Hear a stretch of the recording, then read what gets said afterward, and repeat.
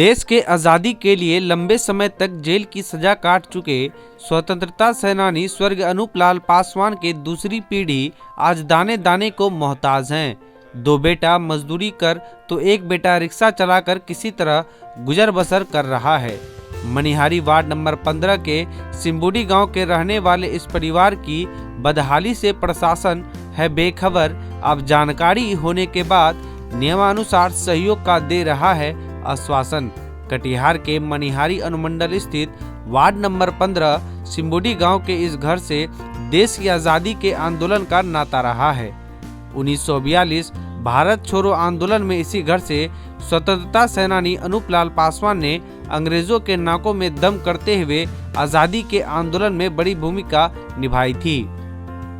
इस दौरान मनिहारी में रेल पटरी उखाड़ने, पोस्ट ऑफिस, मनिहारी थाना का दस्तावेज जला देने और अंग्रेज के जहाज से रसद लूट लेने के आरोप में वह 5 साल तक उस समय जेल में रह चुके हैं और इसलिए देश के आज़ादी के बाद उन्हें ताम्रपत्र के सम्मान भी मिली थी, जिसके लिए उनके जीवित काल में उन्हें स्वतंत्रता सेनानी के पेंशन भी मिलता रहा।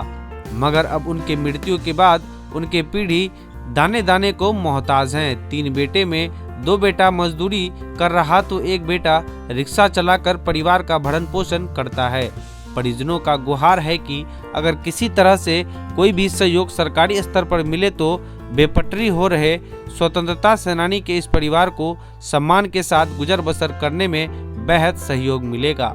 वहीं आज भी इस परिवार के तीसरी पीढ़ी कहते हैं कि लोग आज़ादी के नायकों का इतिहास पढ़ते हैं, जबकि उनके दादा ने खुद ही इतिहास रचा है। अगर सरकार से थोड़ा भी सहयोग मिले, एक बार फिर देश के लिए सहयोग करने में वे लोग भी चढ़ बढ़कर हिस्सा लेना चाहते हैं।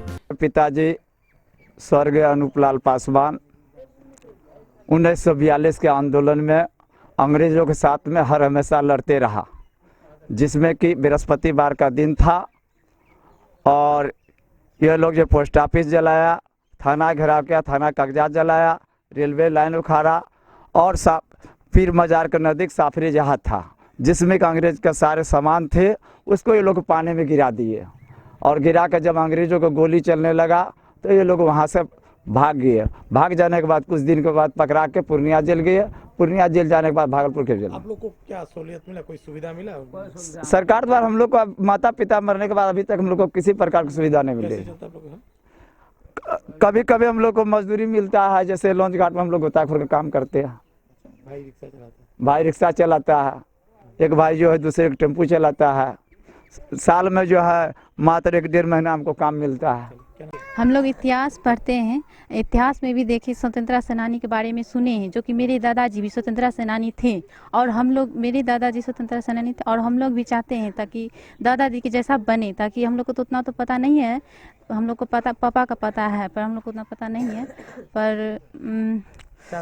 पर चाहते हैं हम लोग भी दादा के जैसा बनने के लिए, ताकि मेरे दादाजी इस देश के लिए कुछ किए हैं तो हम लोग को भी आगे बढ़ना चाहिए और कुछ करना चाहिए। ताकि सरकार की तरफ से हम लोग को भी ये मांग है कि हम लोग को भी थोड़ा मदद मिल जाए, क्योंकि महंगाई है और महंगाई में हम लोग को घर भी सही से नहीं चला पाते हैं। तो मैंने कि पढ़ाई लिखाई में भी भाई बहन भी ज़्यादा हैं, तो पढ़ाई लिखाई में भी थोड़ा दिक्कत हो रहा है, हर चीज़ में दिक्कत हो रहा है।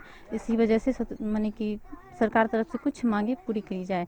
हम लोग के दादाजी क्या नाम करते हैं? हम रिक्शा चलाते हैं बाबू। रिक्शा चला के 150-200 रुपया होता है, इसमें बाल बच्चा को मैं पोसते हैं। पिताजी क्या करते हैं?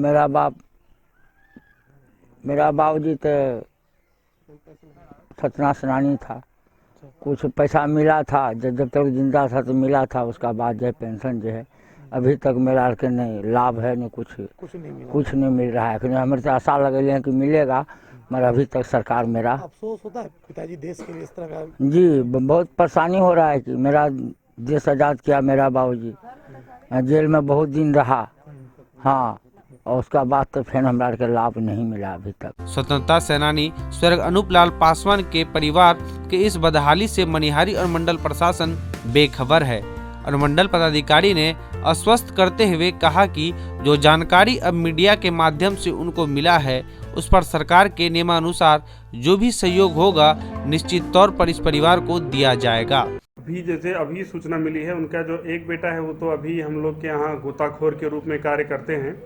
उसके अतिरिक्त चूंकि अभी ये सूचना मिली है, उनके पास जो भी डॉक्यूमेंट्स उनको देखने के बाद स्वतंत्रता संग्राम सेनानी के जो डिसेंडेंट्स हैं उनको जो भी लाभ सरकारी योजनाओं के तहत मिलता है, निश्चित रूप से उनको वो लाभ दिलवाने का पूरा प्रयास यहाँ से किया जाएगा। निश्चित तौर पर देश की आज़ादी के लिए सब कुछ दांव में लगा देने वाले स्वतंत्रता सेनानी के परिवार अगर आज़ाद भारत में इस हाल में रहने को विवश हो जाए तो ऐसी व्यवस्था पर सवाल तो उठता ही है।